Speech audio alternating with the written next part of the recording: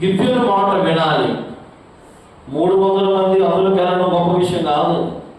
ఈ 300 మందిలో కూడా తిరుగుబాటు చేసేవాడు ఉండకూడదు, ఎదురు తిరిగేవాడు ఉండకూడదు, లెక్క చేయనివాడు ఉండకూడదు, దేవుని మాటను తోసేసేవాడు ఉండకూడదు, ఇష్టం వచ్చినట్టు తిరిగేవాడు ఉండకూడదు.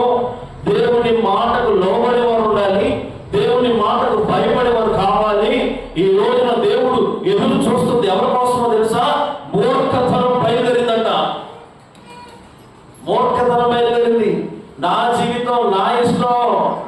తల్లిదండ్రుల మాట లెక్కేరు, బంధువుల మాట లెక్క చేయరు, ఇరుగు పొరుగుల మాట లెక్క చేయరు, సేవకుడి మాట లెక్క చేయరు. తిరుగుబాటు చేసే స్వభావం, తిరుగుబాటు చేసే ప్రజలు, తిరుగుబాటు చేసే యవనస్తులు, తిరుగుబాటు చేసే కుటుంబాలు ఈ రోజున బయలుదేరుతా ఉన్నాయి. ఎక్కడికో తెలియదు ప్రయాణం.